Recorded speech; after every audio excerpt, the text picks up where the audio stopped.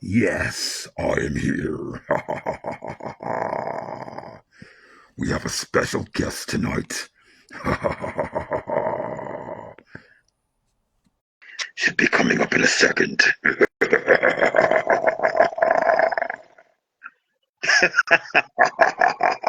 Uh, Welcome. I had to do that, this, man. Man, oh shoot, we can't hear you, bro. oh, you Say can't. that again. How Uh, about now? yeah, I can hear you now, man. All right, for sure. Man, since This is that, man. That's awesome. yes. Let me introduce Alex Arden. Arson. Arden. Sorry about that. Woo! Yes, yes, yes, you guys, we are here. Let me take this mask off. Be yourself. I just had to, man. I almost did the voice changer, but I'm like, yo, like, let me. But I can do my voice like this anyway.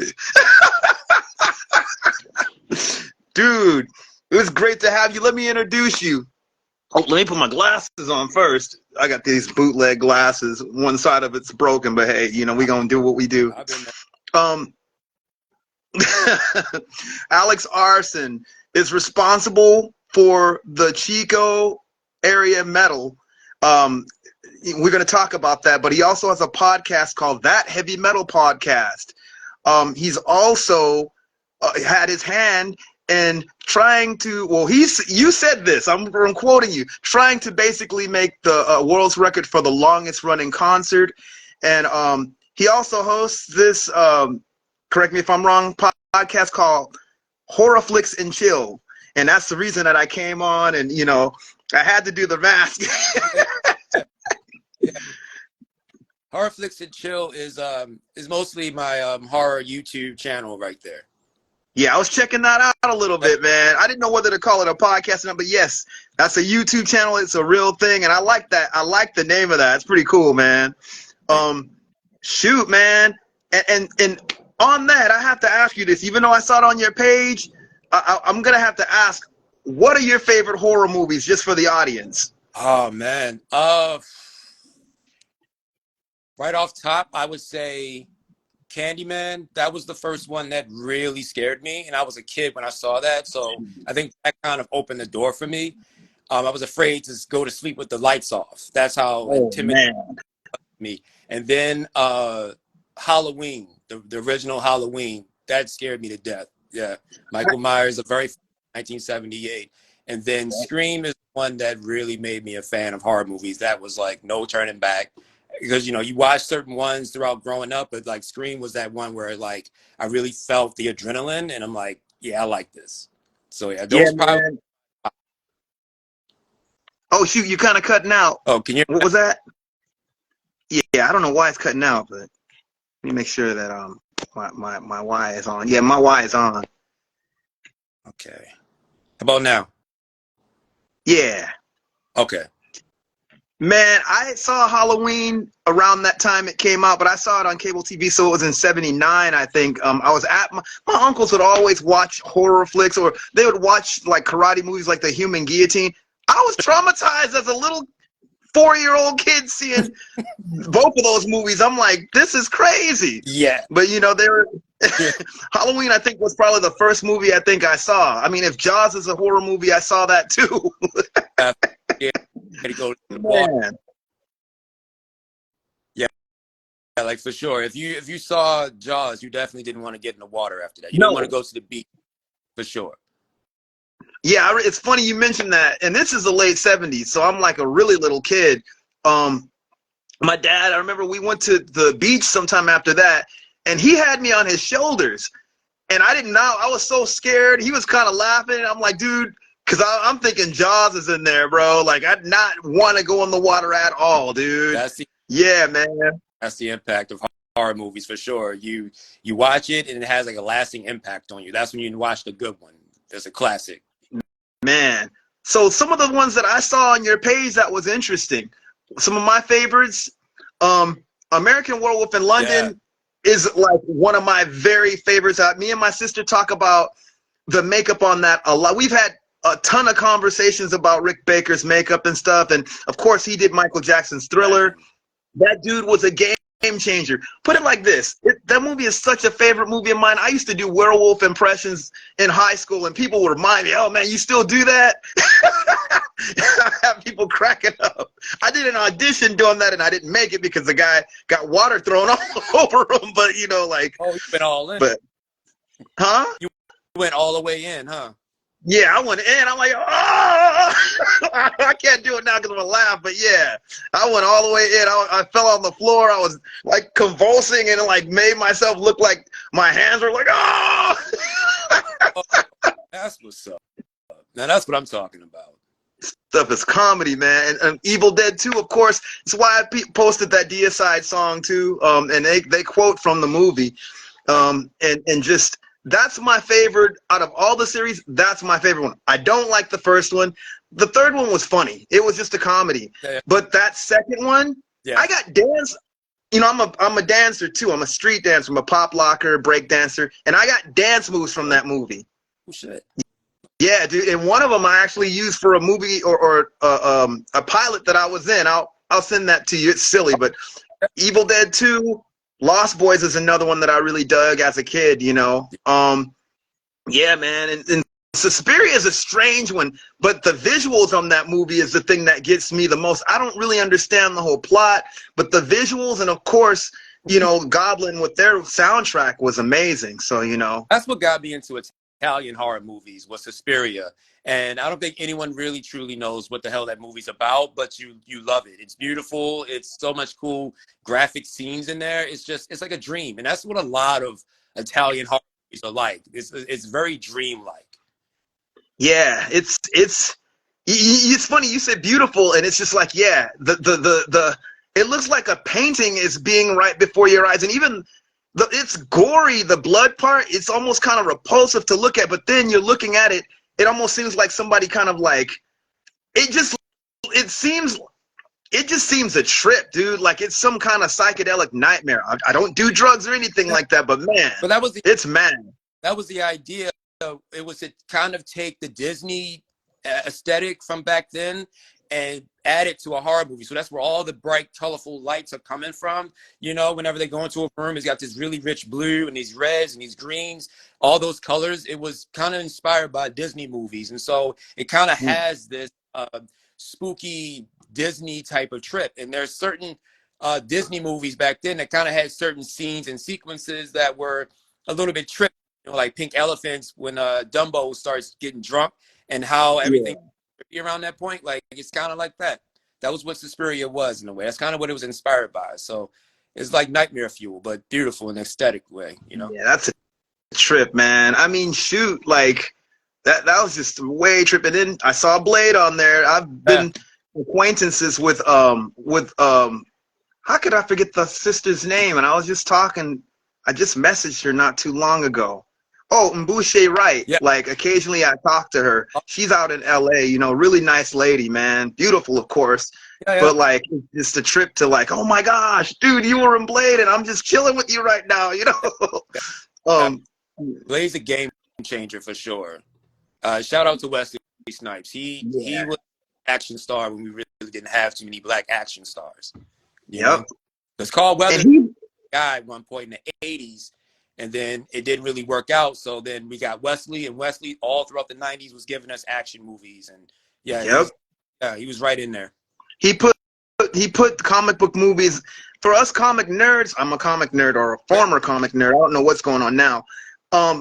He put that stuff back on the map. You know, like I like a lot of like the Spider-Man movies was hilarious, but that Captain America movie is the only one that the first one in 79 or 80. Horrible. How are you gonna have a helmet all the way through the movie on Captain America? And that's the thing. Like he was the first rated R, you know, comic book movie in a way. And like we had Punisher with Dolph Lundgren. Yeah. But that was that was made for TV, I think, or something like that. It really wasn't at the same level of money and attention and marketing as Blade was. Like Blade was a major studio movie. and it definitely opened the door for X-Men that would come out, you know, in 2000, you know, Spider-Man and so on and so on. Definitely. And he That movie. also was the first vampire superhero, still an anti-hero, but you know, like before Twilight. Oh Lord, have mercy. Twilight. You know, vampires all throughout the times, like they all switch it up and change it up. You know, it's just vampires. The reason why we're still talking about them is that they're always able to do something different and expand on the lore and things like that. So I can't really hate it. You know, it got a lot of young kids into vampires in a way where, you know, some parents weren't okay with showing their kids Bram Stoker's Dracula.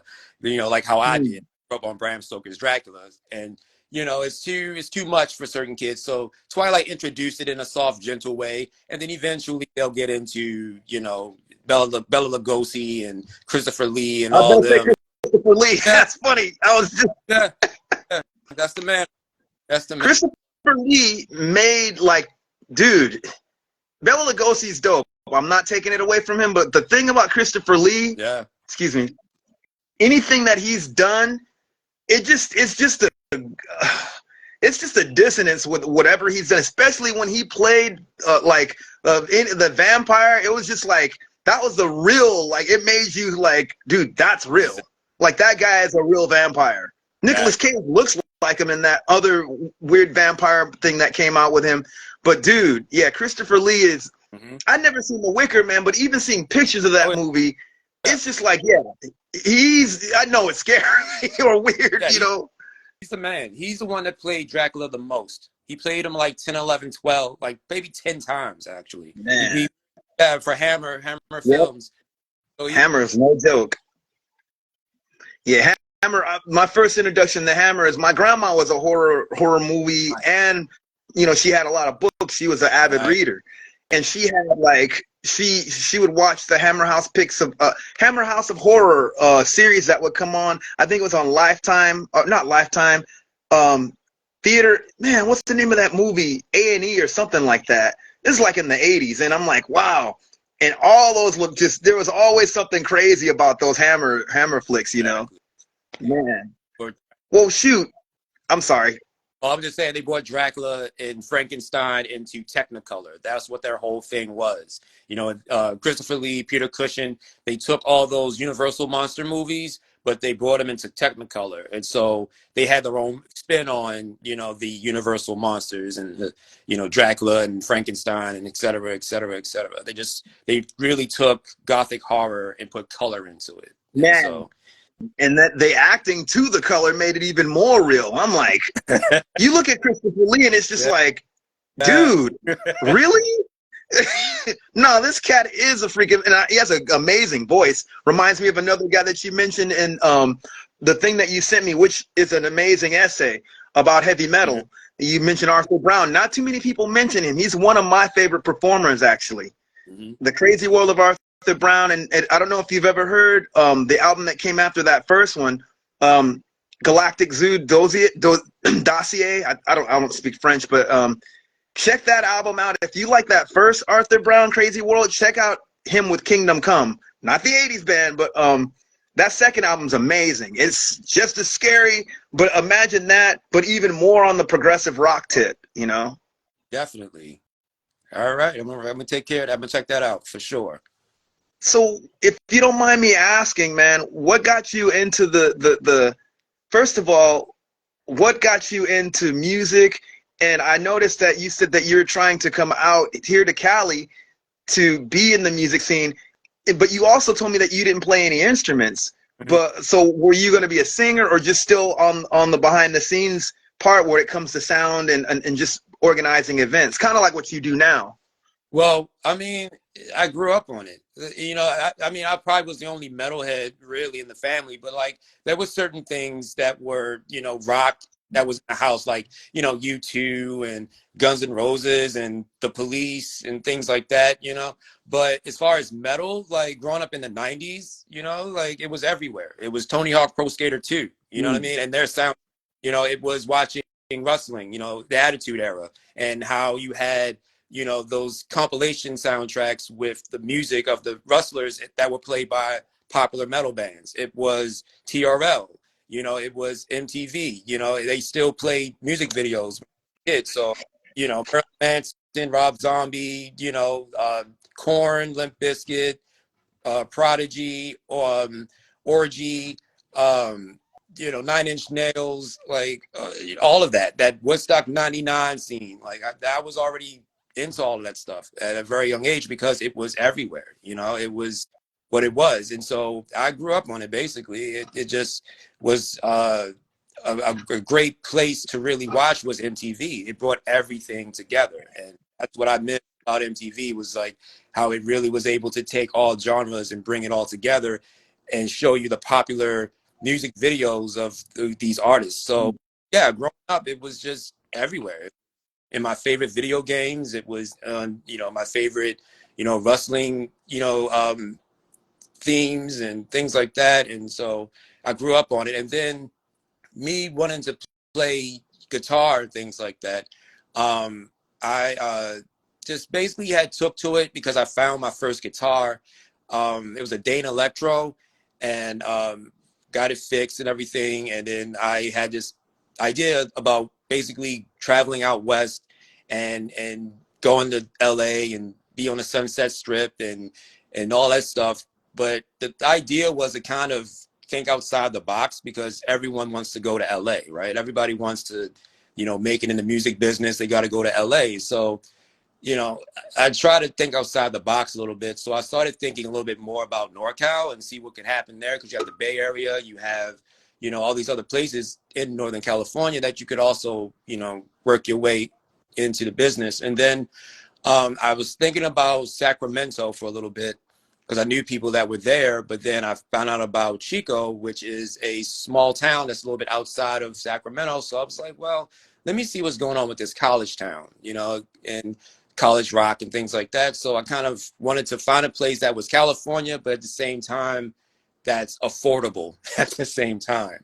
And so for me, you know, just going out there on my own, I don't have any family out here beforehand. So I was going to be basically out here on my own. So I wanted to find a place where I could actually make it home and actually not really, you know, struggle as much. So I settled on Chico, and it's been a wild ride. It's been a lot of fun, and it's been great. Sure, I was jamming a lot. I was, you know, working with certain bands and jamming and things, but I kind of got more into wanting to do something, you know, in behind the scenes in a way. And what inspired that was Chico Breaks the Record, which was a 30-day long concert that was at one of these bars here in town. So that's 30 days, 15 minutes per artist, nonstop music. And I watched that for a few days and was like, wow, a lot of music here. Like for you to be able to have an entire day for 30 days straight of just nonstop music, I'm in the right place. So that's what I was going to ask you. I was going to ask you, how did that go? And was the venues open like 24/7? Yes. Like the venue was open 24/7? Did you guys get into the did you call the Guinness Book of World Records? Like what did you guys do in that regard?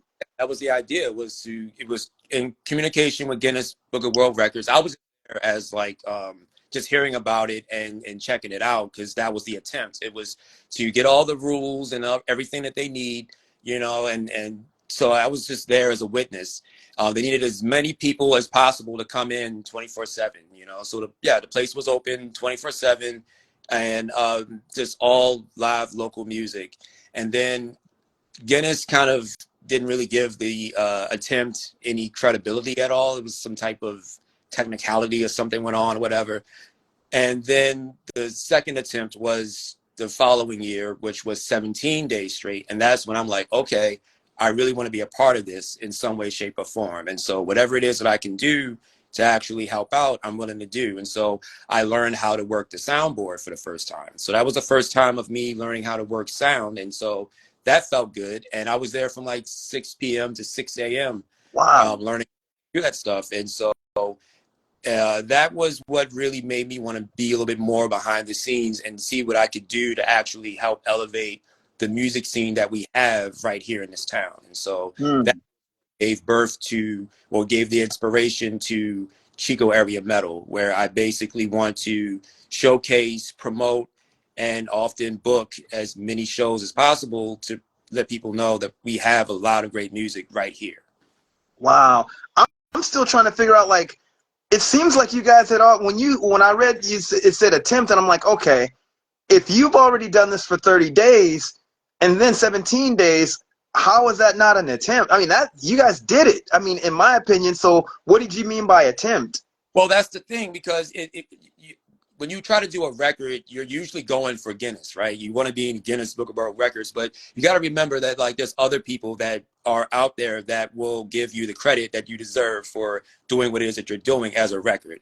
You know, it's so the second attempt is what really is in, you know, is really out there. If you look it up, it's Chico breaks the record, Chico strikes back, and it gives us that 17-day attempt that we did last time. So the second attempt is what really let people know that we really did it. And even still, that's the longest, one of the longest concerts straight is just 17 days. There's other Wow. people that do, you know, there's different lengths of time that people have done it, but we also are known for doing that as well. There's so many other places that have had really long concerts. It's just that we're up there too, you know, but for 30 days, like we wanted to with Guinness.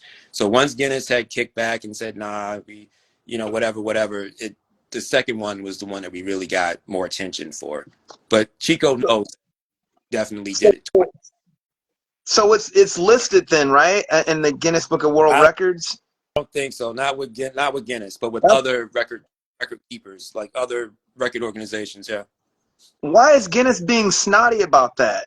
That's just weird. I don't know, but that's the thing about the second one is that it gave me an opportunity to actually be a part of it and do something. And so I'm, you know, it is what it is, but in a way it worked out in a way for me where I could actually participate, help out, learn something, and also give back into the community in a way where it's all music related, something that I'm passionate about. So that's how Really I, cool. yeah.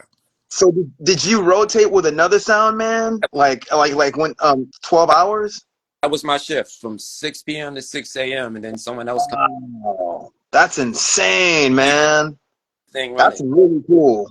And it's cool to know that, like, you actually did that. Like, that's a trip, man, when you really think about it. Yeah. Man, wow. And shoot, I mean, you mentioned some. I've never even heard of anyone doing that until I read what what you sent me. Like, has there been anyone? You said that there was other people that did that too, Yeah, like there's tried to. yeah. I can send you a link that also lists other places that have also have had uh, lengthy concerts and things like that. Man of War, they went for 5 hours straight, like one band playing for 5 hours straight. You know, Gee, that's what I'm. I think one of the guys in an old band that I was in, I think he may have tried to do something. It was like 30 bands, like for a whole night. I forgot the. It's a documentary. I wasn't in it, but a bunch of my friends were. Yeah, It's called 30 something, and he's just a guy that I was in a band with. And come to think of it, I don't know if that was a record or not, but it was like a lot of bands for one show. And I'm yeah, like, dang, that's crazy. 30 bands and yeah, I think they played just short sets or something like that. It's yeah. crazy. But that's the thing. It's so many different people who have like these ideas of like how far can we stretch it? Like how long can we do this? And how everyone's there's so many other people, other places that have actually gone and have done that. And some people give you the credit for it, some people don't. And so it's all in who recognizes it. But at the end of the day, the people that showed up, they're the ones that are going to tell you, and they're going to keep telling people like, yeah, that actually happened, and I was there. That is true, so That's that's what. right. So here's another question. You came from Baltimore to California. What would you say the difference music wise, where you're from versus like California, especially? And I don't hear much about Chico except for the college stuff. There was a nun, I think, that sent like an Eastern Orthodox nun that sent a friend of mine a shirt to give to me. That's the only association I have with that. But that um and I had some Ethiopian like church music, which is amazing, that Okay. she sent as well. So but like as far as the Chico scene, or just Cali in general versus, well, okay, it's two questions in one. Me and my long-winded questions. What would you say the differences with Cali versus Baltimore? And also, what would you say about the Chico scene, or bands that you would like to talk about, or just the scene in general? Well, the difference from Baltimore and Chico as far as the music or just lifestyle and culture Oh, or both? yeah, music wise, and what made you like not really want to chill out there versus like here for music, as far as like, even where you are right now, it's relatively like I don't hear too many people from Chico, but it's cool to hear Yeah. stuff like this. I'm from California, so I'm familiar more with LA and Orange County, and I'm from Long Beach, and of course, we have a whole music history between, especially LA and Long Beach. But it's I never hear about Chico, so it's interesting to hear where you're coming from. But also, what was the scene like in Baltimore that made you want to move to Well, California? If that, I hope that's not a weird question. the particular scene back home on the East Coast, like, there was nothing wrong with it. It was just, I was, just thinking, well, what's really stopping me from really actually traveling more and getting out and seeing things that I haven't seen before, and so it was just me wanting to do stuff like that. I wasn't in school anymore, but I was just like, I just wanted to do something different. I just wanted to really actually take that chance and just go out and do something. I'd never done that before. And so that's why I took a Greyhound bus. I traveled cross country because I'd never done that before. So that was something that I wanted to do. And what really inspired that was, I was a big fan of a lot of the LA, metal bands at that time. A lot of, well, glam metal bands, because that was, Guns N' Roses and Motley Crue and Poison and all that shit. That was fun for me. And I was kind of inspired by that stuff, songwriting wise. And so, and there's always that beginning of the video of Welcome to the Jungle where Axl Rose comes off the fucking bus and he has this. I'm like, I could do that. Like, you know what I mean? Like, why not? You just end up, because he's from the Midwest. So for him to go from the Midwest all the way to LA, you know what I mean? I'm like, well, I could do that too. There's nothing really stopping me from going out west. And so it was nothing really wrong with the scene back home. It was just, I wanted to go somewhere where there were palm trees and warm weather. So, like, that was just, you know, um, and of course try to get as close to Hollywood because I love movies, I love film and things like that. It just kind of felt like the right decision at the time, so that's what I went with. Just go with your gut. Something was just calling me to go out there, and so that's what I did. And so the thing about the scene here is just that it's a lot of death metals, a lot of love for grindcore, a lot of hardcore, a lot of punk, and it's also there's goth here, there's EDM, there's all types of music here. It's just it, and that's the thing with Chico Area Metal, because when I moved here, it was Chico Area Punk that was showcasing all of the local punk scene here, and there was Chico Area Goth that was exposing, like, showing all of the goth subculture here. There was a lot of EDM, a lot of blues, a lot of country and folk music.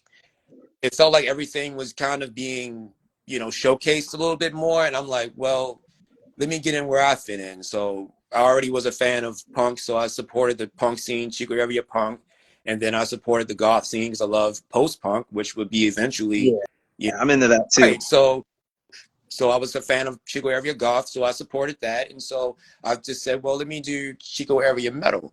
And so that's where that came from. So I wanted to be involved in the scene by basically help promote and support the local metal scene here, because I didn't feel like there was you know, a lot of attention or a spotlight on that particular genre as far as all the music here that's concerned, because it's everything, but it just felt like there wasn't much of an outlet that really showcased that. It wasn't really a platform to really showcase what that was. And so that's where I felt like, well, I'll get in where I fit in, I'll do that. So, and I was already, into metal. I grew up on it, like I said. And so I was writing stuff and I was practicing guitar, but I'm not really that good. So I didn't really front a band or anything like that. So I just kind of, felt like, yeah, I'll just do that. That'll be cool. And so that's where I am now. But yeah, it's a lot of death metal. It's a lot of grind, a lot of hardcore experience, hardcore and things like that. But yeah, it's really dope. It's really supportive. It's really a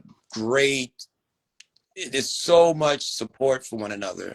A lot of them, they all love to play and they all love and support one another. It's a lot of camaraderie here. It's really, really welcoming and just, it's a great place to be. If and segueing on that too, what bands do you dig? You seem like you're into all kinds of different stuff, but as far as even metal and punk, you seem like you're into like a lot of different stuff too. I'm definitely into death metal, especially grindcore. I actually have a grindcore thing that I did in the '90s Right. and was anonymous for 20 years with it. But in the last few years, some people figured it out, but that's another story. um, yeah, it's hilarious, and yeah, it's kind of weird. It actually is coming up on its I think it's the 25th anniversary. It was in '96. I came out with it. Never officially came out, but just gave it out with tapes. But it's coming up this December on so many years. I can't add it up right away. But dude, who are your favorite bands? I mean, I don't care like whether they're all kinds or just sorry, I'm long-winded. You're just like pop, like just or locally band or just my favorite bands? Oh, just your favorite bands in general. We're gonna get to the local stuff too, but yeah. All over the place for sure. But I definitely am a big thrash metal fan. Mm. I love crossover thrash and things like that. Definitely that's what I really like to lead with a little bit more is the thrash type of stuff.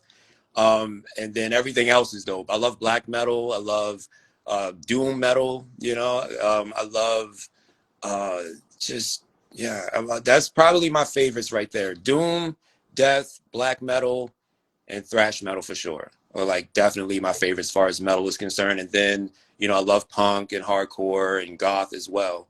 So Man, speaking of thrash metal, have you heard it's not really new. They just re-recorded, but Mr. Bungle, like they re-released their demo.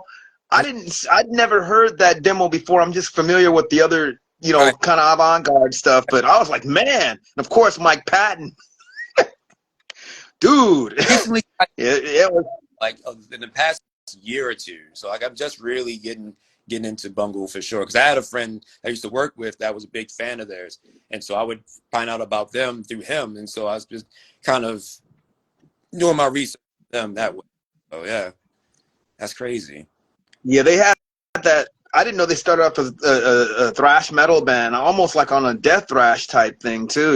I mean, I like a lot of like death thrash bands, like early Slayer, Rain and Blood, Sadist, early Creator, Yeah. like stuff like that. Like I like a lot of Vengeance Rising. That's what actually the band that really them and Vengeance Rising and Creator catapult me into death metal. Like it just like those voices and it just For crazy. me, Possessed and Sepultura that kind of eased me into death metal a little bit. I already knew about death, but like through thrash, it was definitely them that made me appreciate, especially Possessed, because I think they honestly are the first death metal band, to be honest. Yeah, those guys, man. Seven Churches, and then I just saw Calavera Conspiracy. How you like it? Man, dude, check them out if you get a chance to. It was, dude. Those guys, man, and it's funny. I've heard the original stuff, but I love the fact that they re-recorded that, and it sounds even more monstrous. Dude, Igor has not lost it. Max is still kicking butt. Like I had the honor of actually. It's funny in the last year, or between this year and last year, maybe see Sepultura as they are now with Derek. Right.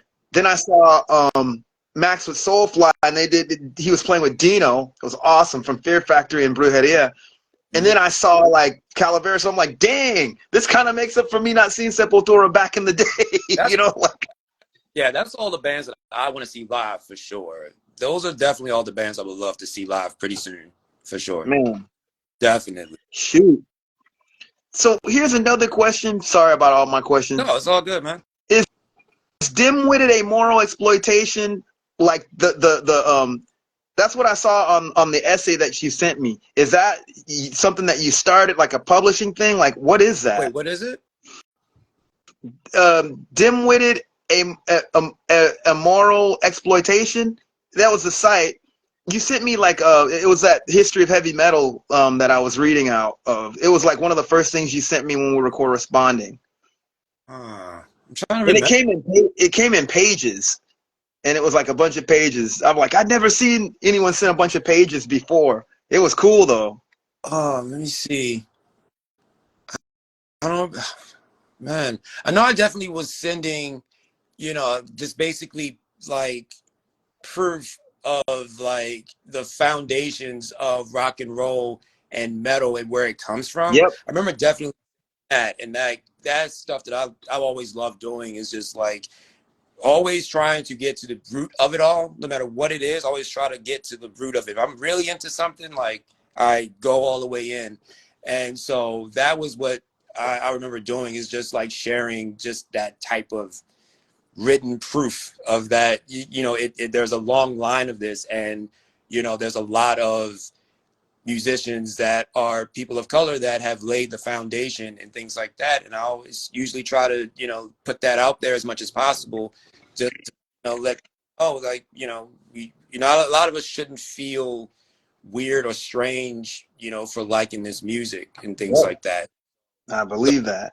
So that's the thing too. And so, um, luckily for me, I never had any type of experience where someone was trying to gatekeep, and things like that whenever I went to shows and concerts and things like that. So that's that's something that I always wanted to make sure that everyone feels comfortable in their own shoes when they come out and do stuff like that. When you're a person of color, whether you're Mexican or Puerto Rican or Dominican or Asian or whatever, like, you shouldn't really feel alienated for liking the music at all. It's for everybody, but it's Exactly. just a thing of knowing that you do play a part in the foundation of this genre, and there's people that still are out here doing it even to this very day.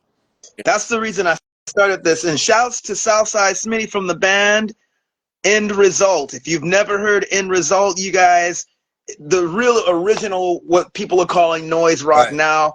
These guys were kids doing this stuff in Chicago, and they were a part of the early Chicago punk scene. right. Shouts out to them and my friend Jimmy Skafish, if you see him.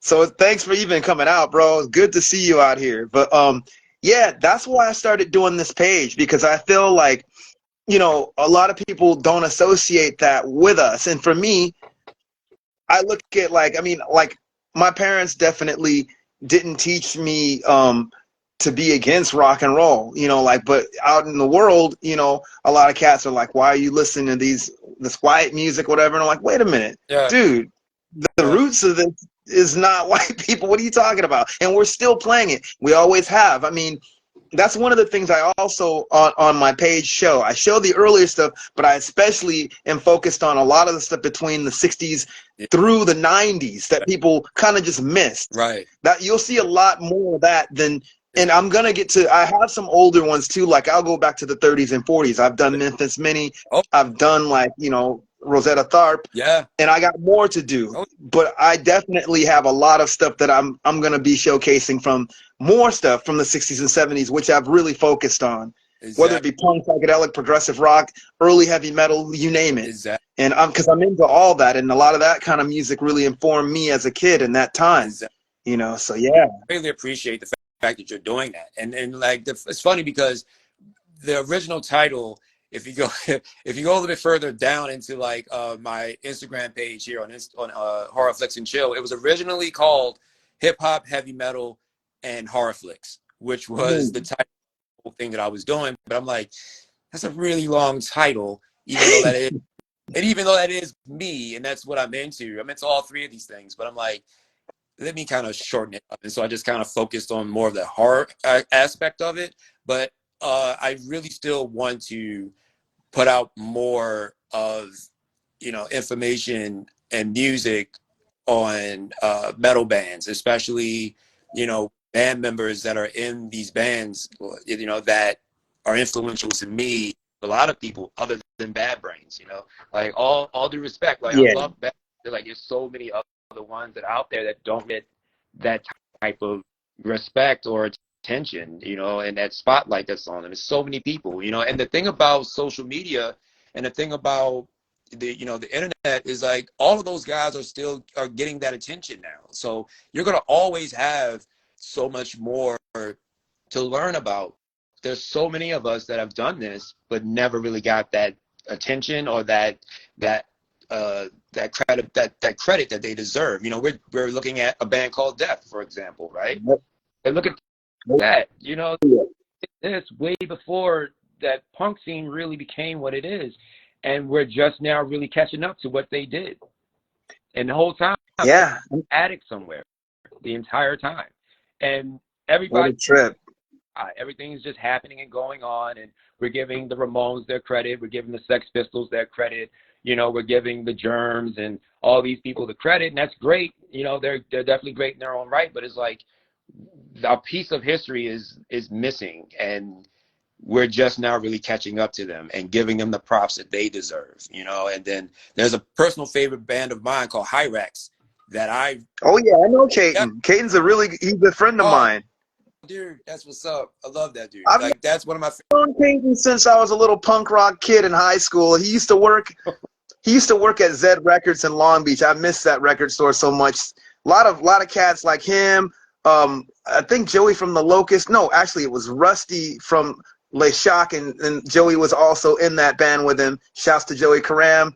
Um, what's the brother from Carrie Nation's name? How could I forget his name?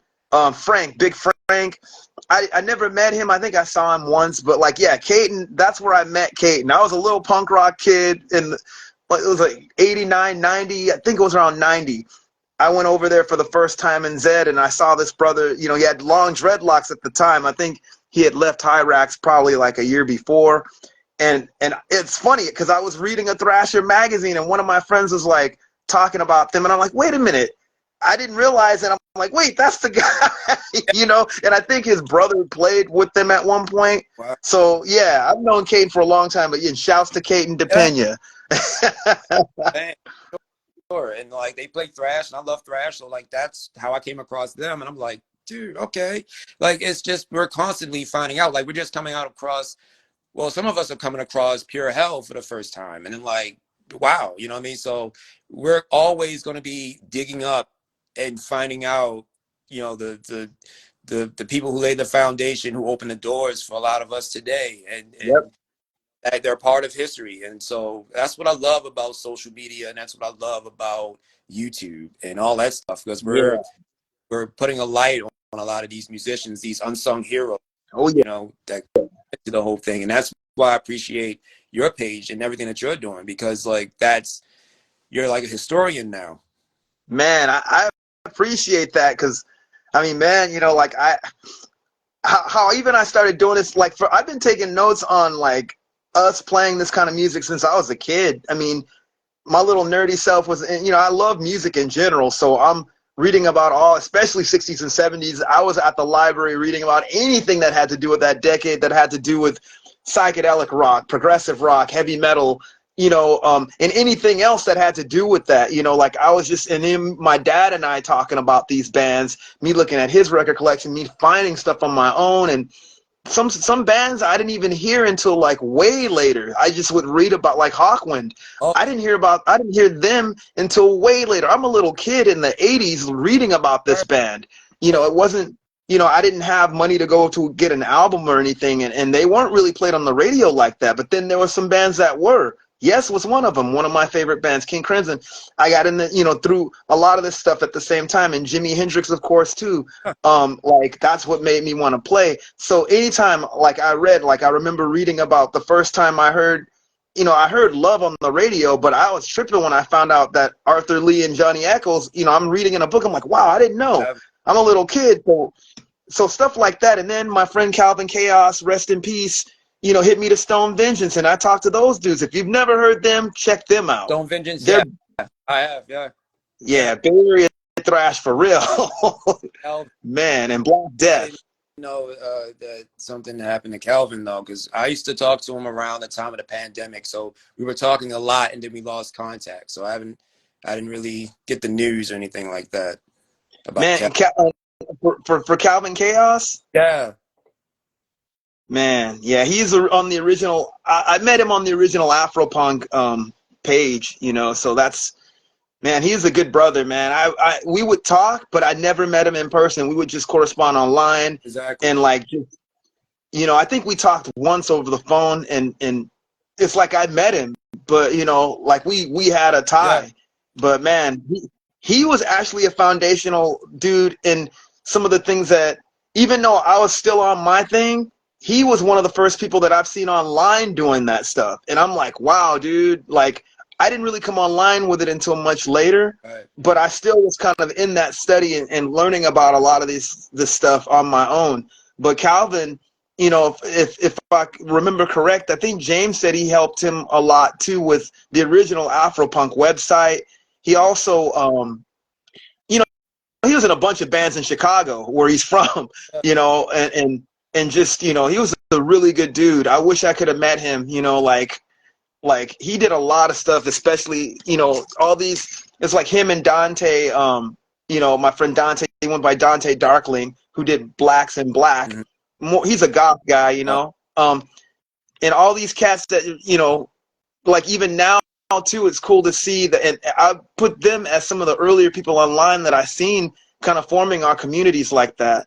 And then of course the modern people, aside from myself, I have to give props to Culture Rock Griot, Black Rockers United, Sopa Alternativa in Brazil, who, you know, Tanya was the first person I ever heard of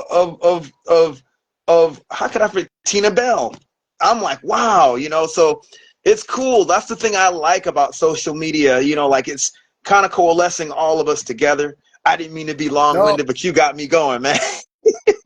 like around the pandemic, I started doing, my Instagram stuff. I was getting more into Instagram because at first it was for like my photography and stuff like that because I was into photography, but then I kind of wanted to switch into something else. I was getting into my horror kick because my girlfriend never really grew up watching horror movies, and I'm like, okay, all right. So now the mission is to bring you in. So I'm gonna bring you. I made a list of like the horror movies you have to see, and as I was doing that, it kind of like reinvigorated my love for horror movies because there was a point in time where I kind of would hold off on horror movies until like October. But then for me, it became like a marathon because I was always trying to find what's the movie that she has to see to introduce her to it. And as that was happening, it was the pandemic. So we had a lot of time on our hands. And so that's when I came across, Calvin, because, it was certain music that I was making that was a little bit more gothy and hip hop inspired and stuff. And it was kind of similar to what he was doing and stuff like that. And so we crossed paths and we kept in contact. He created basically a spot where, people that were into spooky shit could come and hang out and correspond and talk to one another and also support one another. So it was a community that was full of like spooky goth stuff and people that's into, all these other things, metal and all that stuff. And so it kind of helped me by talking to him, kind of helped me create a community for like horror movies, Hmm. for our people, for like black people, like it's, like, because some people think that, oh, we don't really watch horror movies like that. And it's like, yeah, we do, because some My people, uncles were the ones who introduced me to horror movies. right. And who's unapologetic B? She says, "Hey, twin." Uh, Unap- well, that's Is that your yeah, girlfriend? that's my sister. Yeah. Oh, oops, my bad. Yeah. Sorry about that. I didn't know you were a twin. Well, no, we just look very much alike because we're siblings. But yeah, we're definitely twinning if you really see us together like that. That's rad, man. Much alike. That's Yeah. a trip. Yeah, but yeah. So by talking to him, I kind of got my brand together. And so that's when it became Horror Flicks and Chill. And so with me doing that, I'm also a part of that horror movie community there too, so it's a lot of us that are into horror movies and can't wait to see the next thing, and all into horror news and spreading that information that are also, you know, people of color too. And I'm like, all right, wow, you know, because, you know, a lot of us don't, because we grew up in a, some of us grew up in a household where, you know, it's the devil, and you know, I don't watch that crazy shit, you know, like, it's, some of us grew up in that type of household where, you know, that stuff is too crazy, it's too scary, and it's going to warp your mind and all that stuff. But then there's a My lot more about it. And so my it's dad, like, I grew up in a Christian household, and we right, still watched horror movies a lot. like, I don't know if we're the exception, but yeah. that thing. So it's that thing of knowing that you're not so weird and not so different because you like this stuff. And so that's what Horror Flicks and Chill became. And so the idea was for me to put a spotlight on, you know, horror movies, especially, you know, Black horror movies, because it's not, you know, it's not as much of a reverence for it like I wanted it to be. You know, there's certain ones, you know, for me, it was just like me be kind of like a historian of Black horror movies before Jordan Peele, right? Like, it's Yeah. a long line of these movies that laid the foundation for us to have Jordan Peele right now. You know, Yep. and what I'm doing is showing you all the stuff that's happening in between, and doing reviews on them, and letting people know that this one is a major block in like what got us to where we are. It's definitely a stepping stone to where we are now. And like now, since Get Out and Us and Nope and all that, it's so many, it's more Black directors and Black led horror movies that are happening now that we really didn't get when we were kids growing up in the 90s and early 2000s. So like it's a renaissance period now where it's like a lot of Black horror movies are popping right now. But what I wanted to do was to show the unsung heroes that really actually laid the foundation, but a lot of people don't really know about. So they're cult classics and things like that. So Have you ever seen that documentary about blacks in horror? It's a, if you haven't, it's such a great documentary, Bhorrm, man. I'm glad that whoever made that, you know. Bhorrm Noir. Um, yeah, Why that's what it's called. Yep. it's a Shutter exclusive, and that's why I bought Shutter. And I that's did too. I bought it just for that reason. yeah. I'm like, this is what I'm doing. I'm like, this is what I'm doing. I was just right around that time where I was starting to do all that stuff and putting it all together. And that documentary came out. I'm like, I have to see this. This is letting me know I'm on the right track. Like, this is a sign right now. So that's what I wanted to do. And so yeah, I'm still a fan of Shudder. I love their exclusives and their original stuff, man. So definitely. So yeah, that's the whole process. But I want to do more of, you know, heavy metal and bring it onto my page and Horror Flicks and Chill as well, because there's a connection with horror movies and heavy metal as well as your. Definitely. I mean, you look at, especially, I mean, of course, Black Sabbath, they got their name from a Boris Karloff movie. And then, of course, you got the Iron Maiden Zombie Eddie character. And, of course, a lot of heavy metal themes are pretty much apocalyptic or horror or both. You know, like, it could be biblical stuff, it could be horror movies, it could be other, like, kind of stuff like that, too. Or just, you know, like fantasy type stuff. Is Oh, your sister said, my brother makes a list of Halloween movies every year for his nieces and nephews, and they love it. He's amazing at it. Represent, man. yeah. Man, which also I was going to ask you.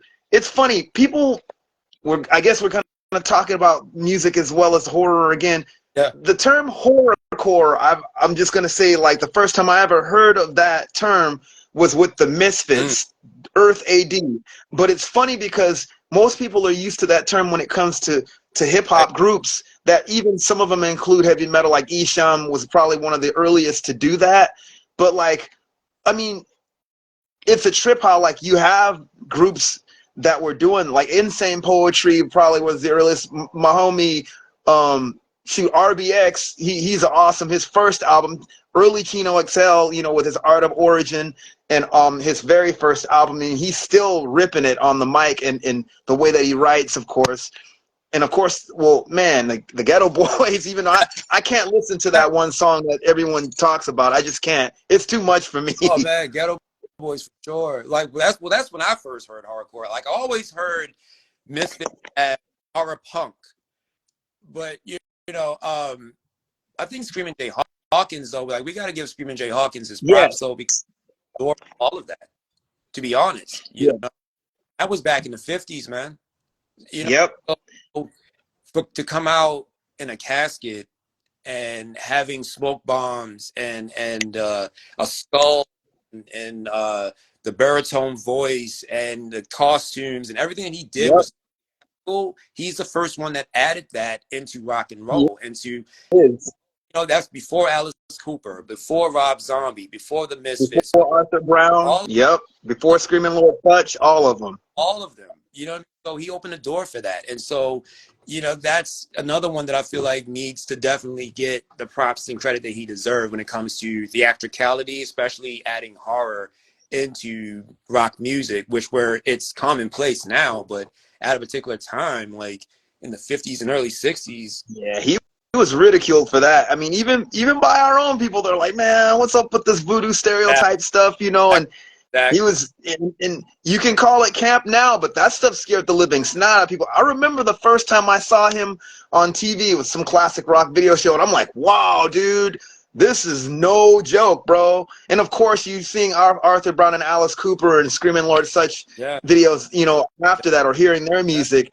Yeah, he was definitely the first. I mean, when it came to any kind of horror themes and even gothic type dress or anything that had to do with that, he was definitely the first. Screaming Jay. He's also, sure, like there's no doubt about that either. Like it goes down in history. He is the OG goth. And I know that Susie Sue and all them, they get the credit for that because it was a different type of aesthetic and sound, but it what he did and laid the foundation for that. You know what I mean? For sure. Yeah, he was the first. He provided the themes, probably the first to have horrific themes like that. He had the sound, his voice. He was trying to do what Paul Robeson did, but he just did it in rock and roll. And Paul Robeson's voice is very baritone and very spooky when it comes to certain gospel tunes that he's singing, like Wade in the Water. That sends shivers up your spine. So imagine that, talking about like, I hear voices and all that stuff, and like, his hit, it's just like, dude, this is not funny. And then he did a lot of comedy stuff too, but it was still kind of like horrific, and like alligator wine and talking about like elephant ears with spaghettis. just kind of still kind of gory, but kind of goofy at the same time. And that's, horror and comedy. And so you go into stuff that you have like Ice Nine Kills right now, where they can kind of horror and comedy at the same time. So like, yeah, it goes all the way back to him. And that's what my influence is. I have the posters, like it's a lifestyle. It's a whole thing, It's a whole thing. And so it's always cool to look back at him and also look at Robert Johnson as well. Oh, yeah. Yeah, that guy will make Varg on all those all those black metal guys, like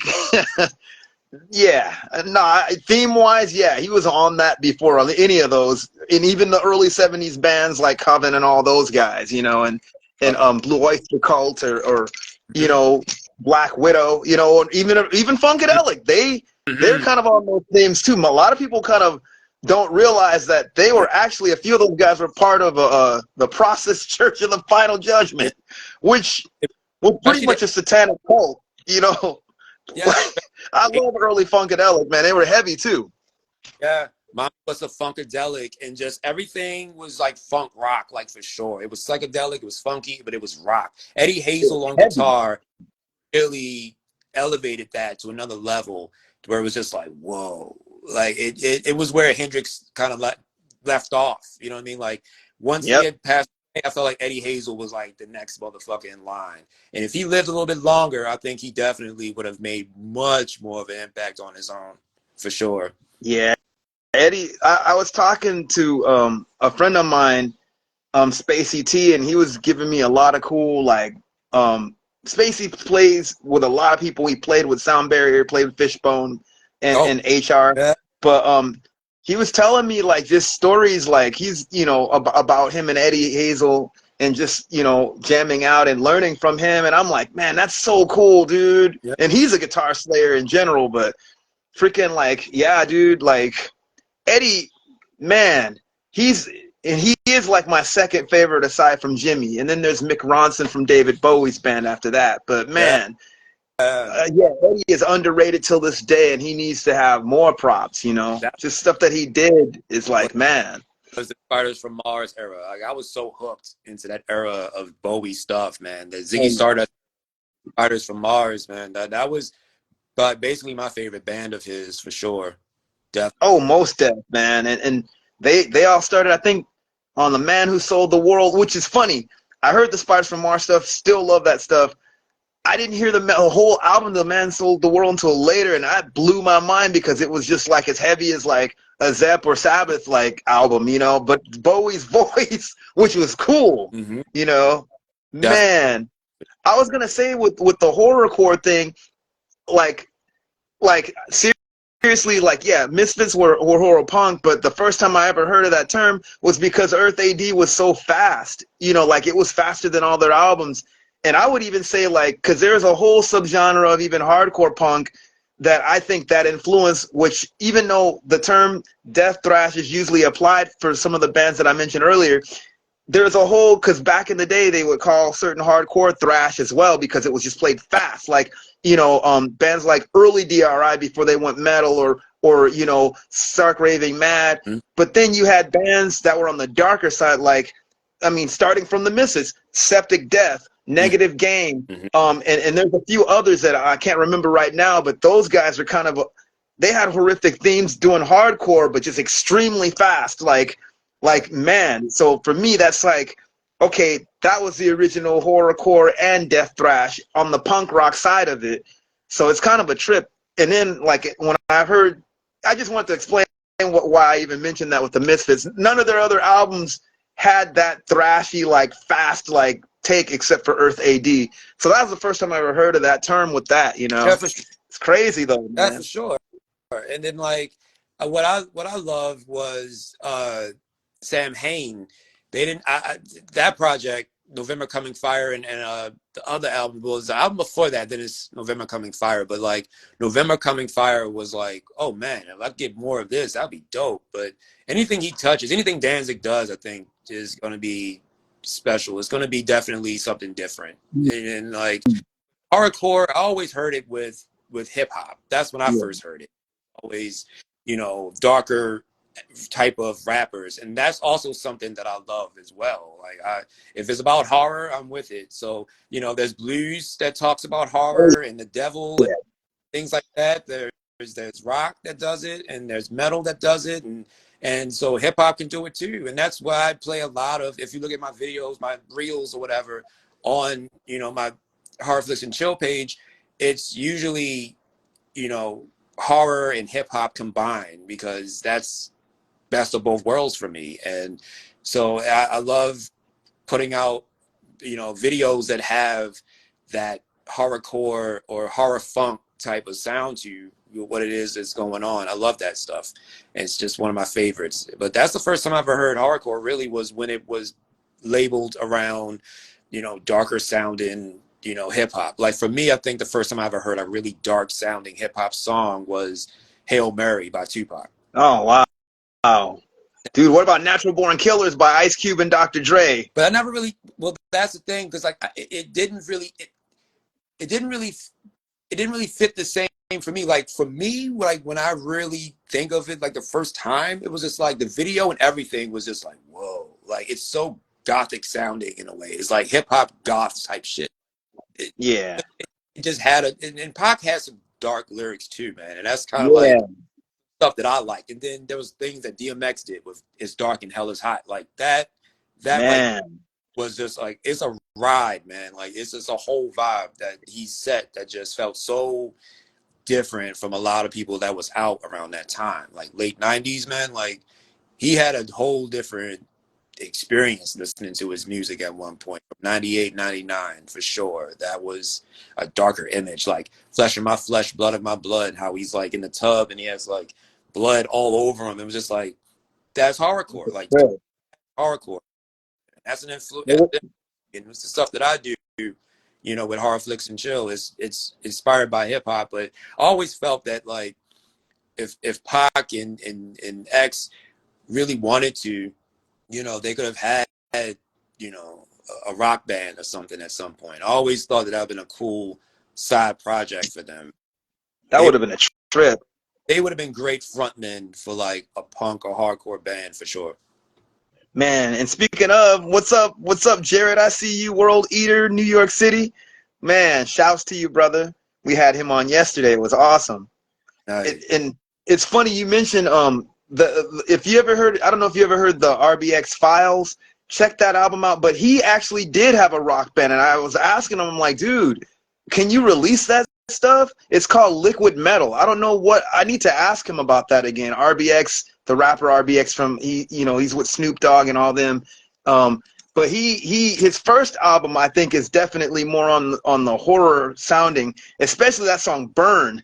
But like I want to hear the stuff that he did, like because he had, like he said, he had a whole album and it was all metal, and I'm like, I gotta hear that man's voice to a metal band. That'd be sick, you know.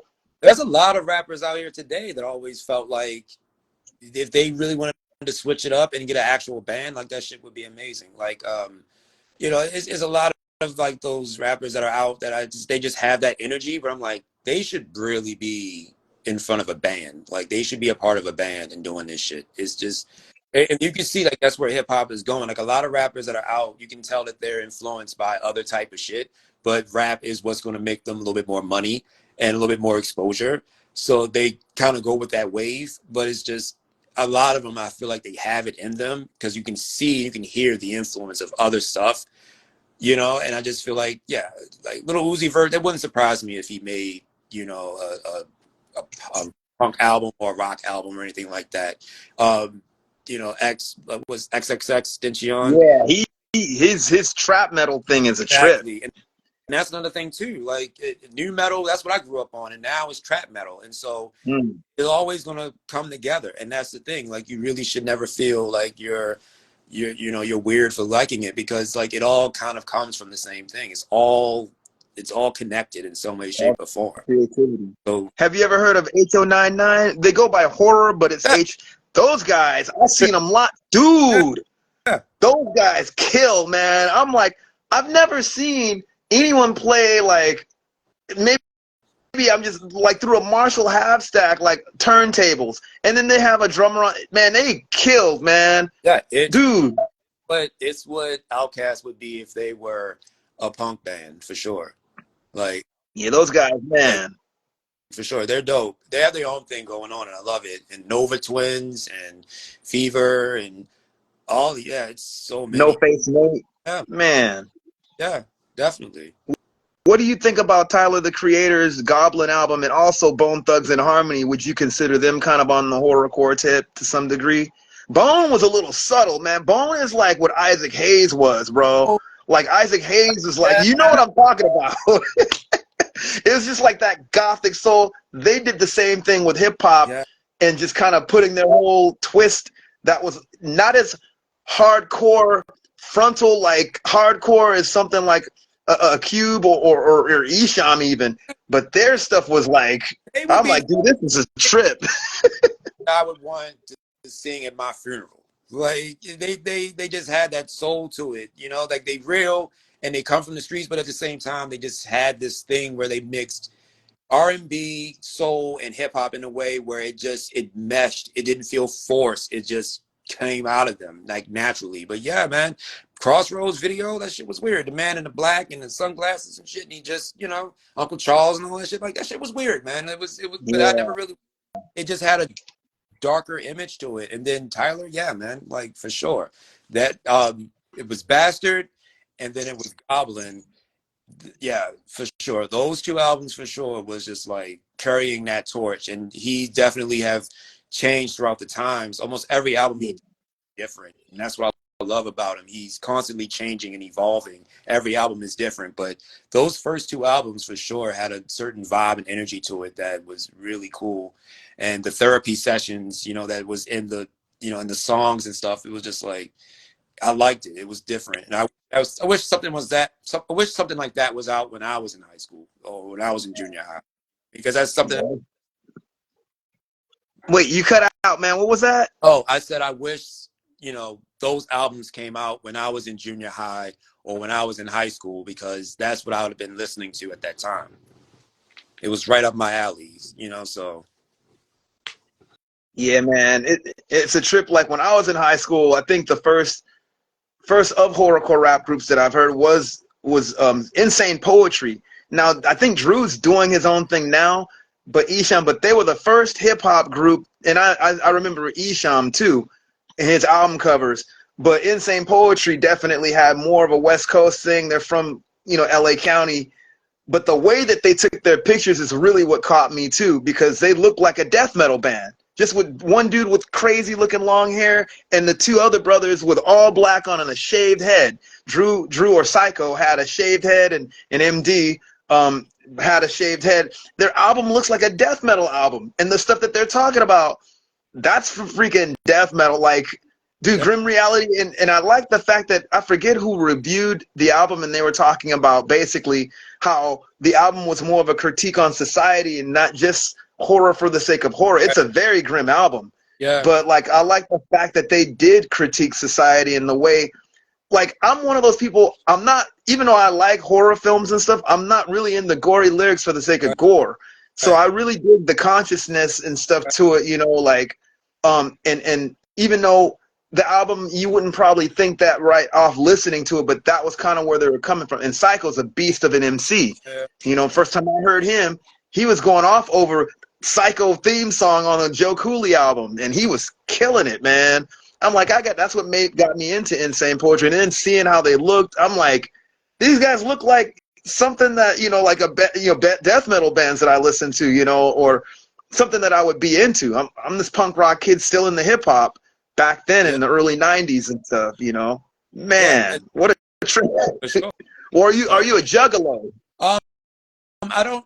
I wouldn't say I am a juggalo, but like I definitely know some like Insane Clown Posse songs I like, and Twisted, and that whole label, everything that they came out with. Like I listen to everything, man, because like like I told you, music videos. First of all, like the format within itself was like I could really sit and just watch music videos. I'm watching short movies basically, but then like the music is putting me on with different genres. So yeah, I came across a lot of Insane Clown Posse, but but as far as me saying a juggalo, like no, because that's a whole lifestyle. Like motherfuckers really Yeah, are hitting their faces and just all about it, and just Grand like I really Fago.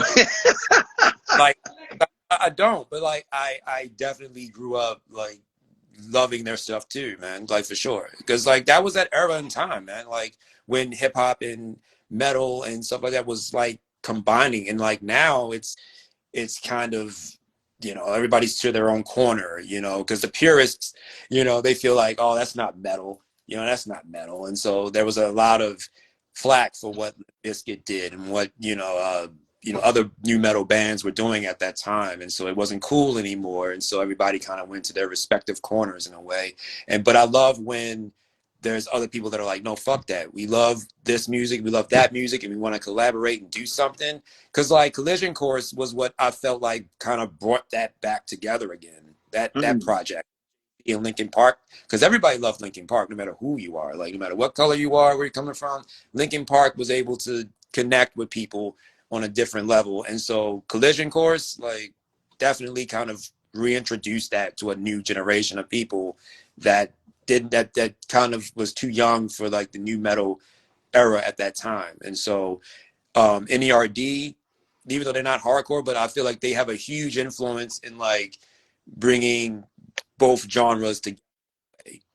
Um, Oh NERD and like Buddy, um, like those type of guys where they have like a certain platform where everyone's watching, but they love alternative music, and they love rock and things like that. And so yeah, um, Suicidal Tendencies yeah. played a Oh, huge part definitely. in blending everything, because you can be from the streets and you can still love punk. Yep. Body Count, Oh, Ice-T, definitely. You know what I mean? Like Body Count's a whole thing, man. Like Cop Killer and all that shit. Like, bruh, like, and I felt like he was the right dude for all that stuff. He was the right person to do all of that stuff, man. Ice-T definitely can do anything. Like honestly, he can rap. He can be in a metal band. He can act. Dude can do anything. But Man. yeah, Body Count, Vital Tendencies, like they definitely brought everybody together in that particular sense. Did you ever get into Tricky? Like Tricky or Portishead or anything? Tricky, I mentioned more so because he hates the term trip hop, but like a lot of people put him in Massive Attack as the purveyors of that. But the thing about him that I admire the most, I mean, yeah, he was definitely into like a lot of post-punk stuff, like the pop group of Mark Stewart's Mafia and all that. But like he did a lot of that stuff, like his album Angels with Dirty Faces. It was almost like kind of the same kind of, I wouldn't say horror, but definitely on a gothic tip and very dark in its own right. Like just kind of like in what people would still call alternative rap as well. Like the way that he's kind of like one of those dudes that were really avant-garde before his time as Right. well. I don't know if you're familiar with any of his stuff, but I'll check it out for sure. I like stuff like that. Yeah, I'll yeah, definitely I check. continue.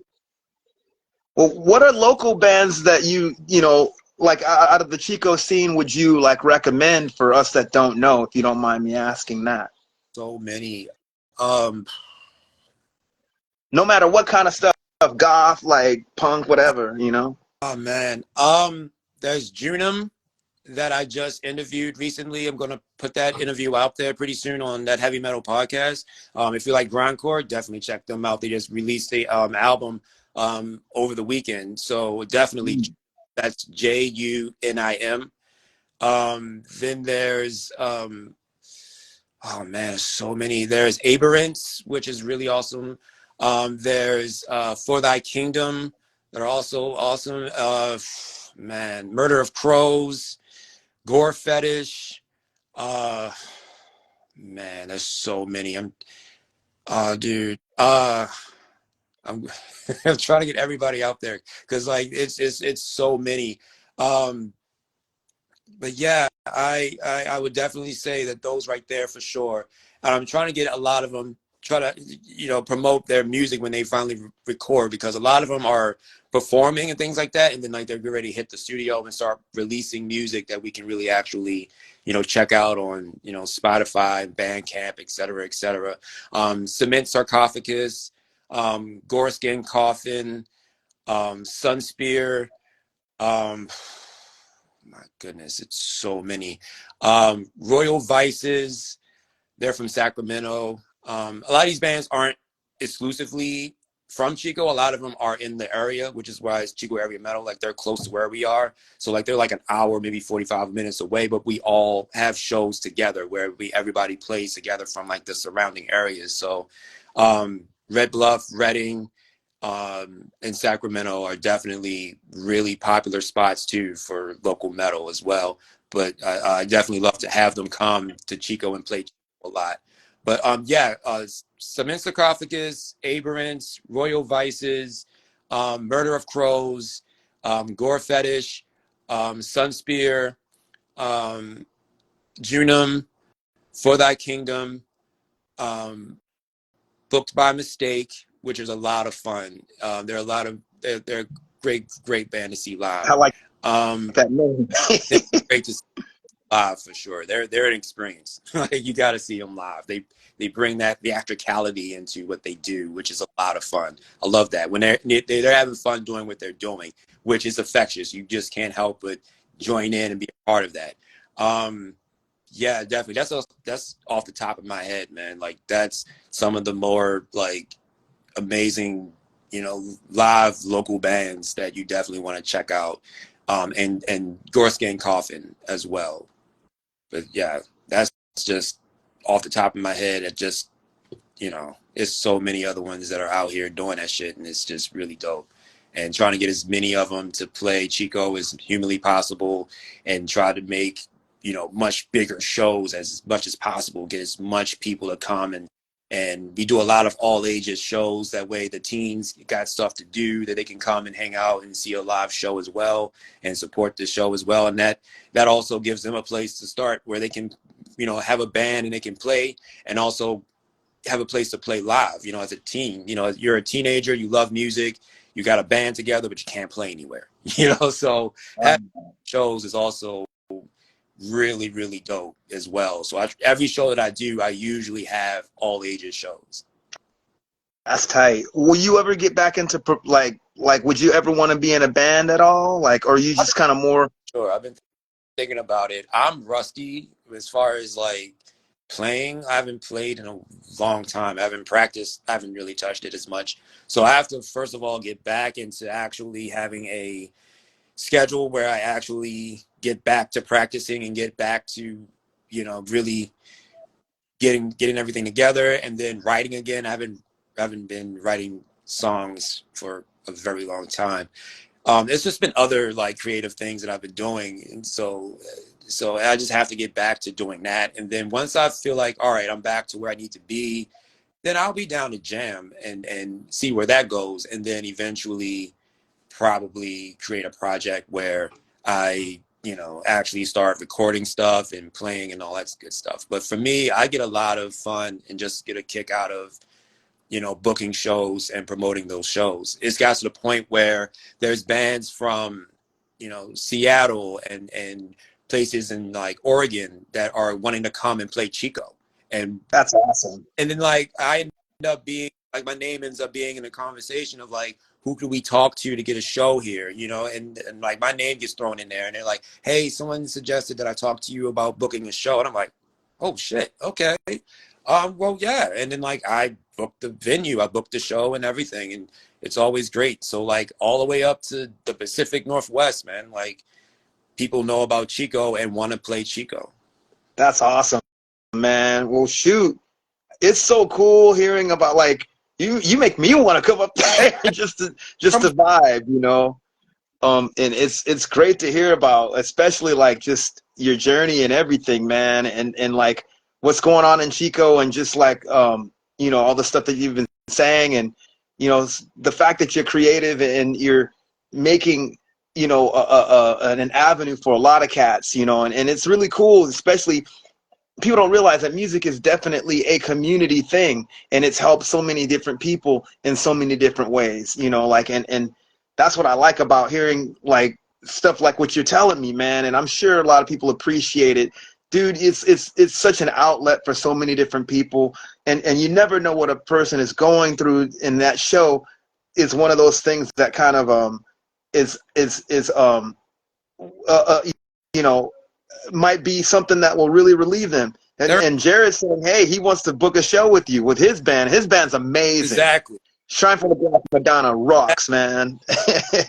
and definitely, I'm all for it. I'm all for it. I will do any and everything I can to make sure that I find a venue, book it, and have it set up, and you have a great time, and definitely come back. And so that's the thing. And then like with the podcast, this whole thing really started around the pandemic. So as I was coming up with this idea of like, yeah, we should have this go on, and we should do this, and blah, blah, blah, blah.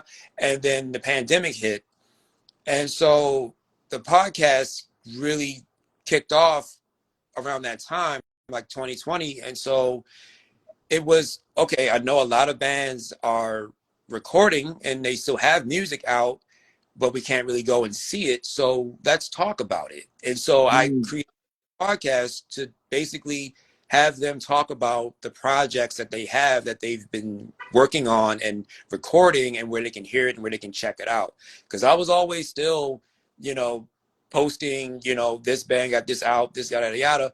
But the thing was, to have the podcast was for people to tune in and check it out and listen and get to meet the band and know who they are and what they have going on and things like that. And so as the pandemic is over with, I'm still able to go out now and meet them where they are and interview them and let people know, what the project is and when's it going to come out and when they're going to be on tour and things like that. So it's just constantly trying to connect people to what we have going on here. And so that's what this whole thing is. This whole project is basically connecting everyone else that may not have heard of Chico, that may not know about this little town here, but they find out once they get here, it's like it's a lot of music, a lot of fans that are like a lot of people here that are really in love with, you know, playing and seeing live music. It's a lifestyle. People love to go out to see live music.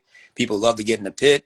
People love to, you know, have a good time, man. And it's usually all ages. There's usually venues here that are all ages. So, you know, you can bring your kids there if you want, or you can, you and your friends, you know, you're probably still in high school. Everybody can come and have a good time. And so that's the thing that people see that they really enjoy, because not every venue is all ages in most places. And so it's more people, it's more fun, it's vibrant. And that's the thing, just letting people know how vibrant this place is, and you should definitely be a part of it and come and check it out, whether you're playing in a band or just coming to check it out. But either way, you can't miss. It's going to be awesome. And so that's the whole plan of, you know, Chico Area Metal and that heavy metal podcast. So just interviewing all the local bands as much as I possibly can, and have them, you know, talk about their influences, their inspiration, you know, and what inspires their music, and when's the new music coming out, and when they can expect to see, you know, the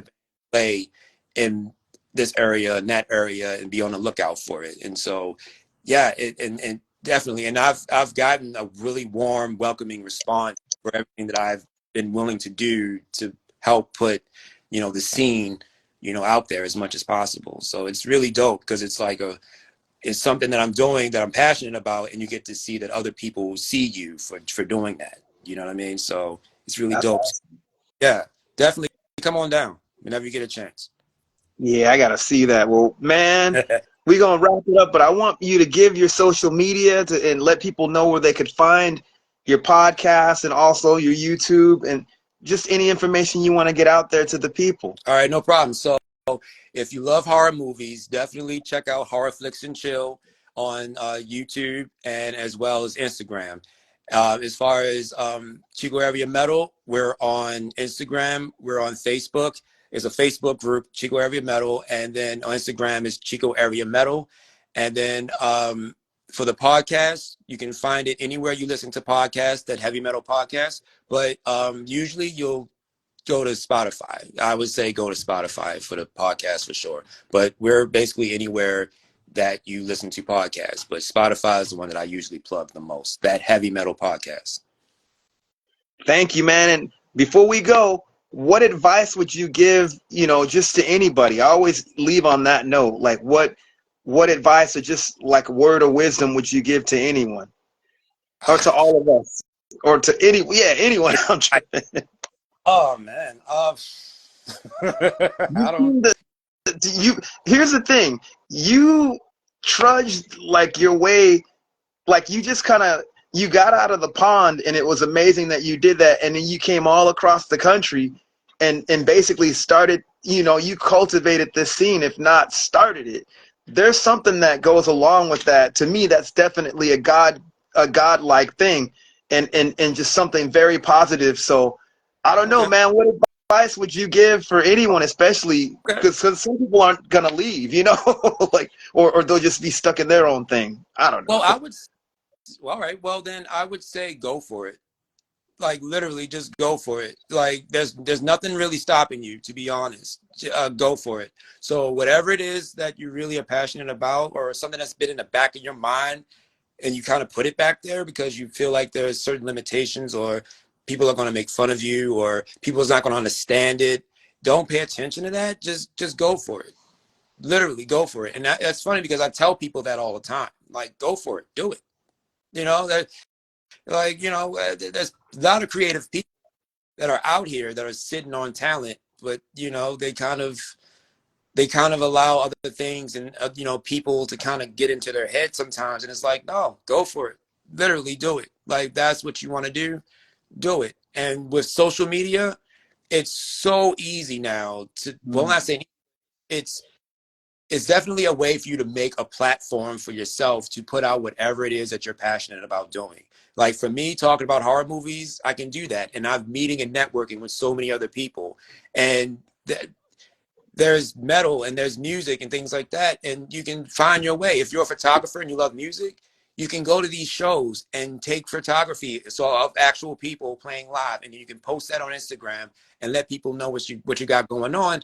And then it opens up a whole new thing for you where you can network with other people, where like bands are looking for photographers for, you know, for publicity, like for like publicity stills or from album covers and things like that. You can always just go for it. Whatever it is, do it, and you'll be amazed at the niche that you're in, how you can network with other people. And that's gonna fuel the fire. That's gonna keep you going even more, because you're in the right room with people, you know, thanks to TikTok and Spotify, I mean Instagram and all these apps.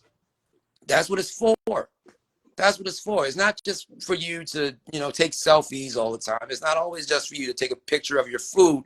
I mean, you can do that, but know that you're doing photography right now. Like if you're doing Snapchat, right? That's you filming a few seconds of you doing something. So you might as well get into filmmaking or videography or something that deals with like video and film. Like all these apps are kind of spoon feeding you certain like talents that you don't even realize that you're working with right now. As much as you are working on updating and posting, you're doing something that could give you more of a platform. So if you're posting about this and that, that could be a blog for you. You're basically Yep. blogging or whatever you're posting about. That's what you're passionate about, then you can have a whole blog about that, or a vlog. You can go on YouTube and you can talk about it and put your face out there, or get a podcast where you and your friends can talk about whatever is happening in culture and politics and music or fashion or whatever it is. Literally just go for it. There's honestly nothing stopping you. There's not any gatekeepers anymore. Like that doesn't exist anymore. That's a person with an opinion. And a lot of times they can get drowned out by other people who you have their opinion too. So there's not a lot of gatekeeping like it used to be. Like there's no one really telling you that you have to be this in order to do that anymore. You really don't. So yeah, I would say go for it. It's the best. That's the best way I can explain it. It's just if you're on these apps, you're using tools that could really honestly get you, you know, where you need to be. You just have to see it in that particular way. You know, you have to kind of recognize that, hey, if I'm, you know, pulling my phone out and I'm filming something, like that could kind of lead to me being a filmmaker maybe, or, you know, doing a documentary or something like that. It could always lead to something more, but always go for it, no matter what it is that you want to do. Literally do it. Like I travel cross country because that's what I wanted to do. There was nothing really stopping me, you know. And so I wanted to be involved in the music scene here, and I've been having a blast doing it, and I'm learning things as I'm going along. Like when I booked my first show, like it was literally just like, it just felt like, yeah, I've been, you know, supporting everything that's been happening. I've been, you know, posting and letting people know when that show is happening. How about I book a show? How do I do that? And once I did that, this whole year I've been booking shows. This entire year has been consistent, nonstop. I've done probably 11 shows out of this entire year, which has been like a show a month basically. And it's been getting even more, and there's more events that I'm basically booking for 2024. It's been constantly happening. There's people from other states, other towns that, you know, want to book shows with me here in this town. So it's just go for it, do it. You never know where it takes you. Just go for it. That's rad, man. That is so cool. That's I like doing. I like, man. I just dig that. And I know it's gonna encourage people, man. You know, like, cause cats definitely need that. You know, we all have creativity. You know, the Most High gave us creativity, and we just have to use it. And you're using it, man. And shoot, man. With that, thank you. It's an honor to have you, bro. Thank you. Sorry. Um. Thank Oh you. man, you cut out. Oh, it's an honor. to be on this too, man. I've been wanting to do this for a while, and I'm glad that we had this conversation. And thank you for opening the door for me to be in this platform with you and be able to talk about what we're influenced by, what we're inspired by, and things like that. Like it's awesome. I'm glad that you have the space that you have to have other creatives come on here and discuss, you know, what they're passionate about, and the conversation flows naturally, as you can see. No, You know, it's man, most definitely. you did. That's what you wanted to do, and you did it. So, and you're still doing it. So there Thanks, you go. G. Thanks. I really appreciate it, man. Shoot, man. And I had the mask on. You know, I had to make it special. You know, dude, you should have saw Jared last night. What's up, Donut? That's one of my sounds, man. I'm a part of a crew called Sound Army Crew, and he's one of them. Jared had some really cool thing on. He had his superhero thing going on last night. Jared, you didn't see this earlier, but check this out, homeboy. I came on like this. Wait, let me put it on and show off a little bit. And put the I voice. was Mean Megan. Yeah, I got to put the hat on Yeah. too. I got the Lethal Amounts LA hat. Shouts to Danny. Jared, check me out, homeboy. You thought I was joking when I said I had a mask. You know it.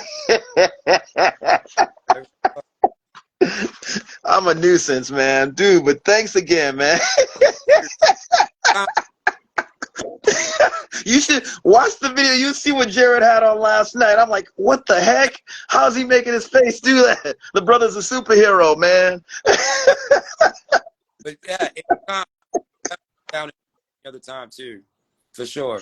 Yeah, that'd be rad, man. Definitely. But man, God bless you and be safe. You guys, Black History of Rock and Roll Month. We're celebrating our first year celebrating Black History of Rock and Roll Month. Rockin' madness out here in these streets. We have Alex Arson. That's right, homeboy, in the house. Even though both of us are really in the house, but man, say that again. You cut out, bro. Like, what was it?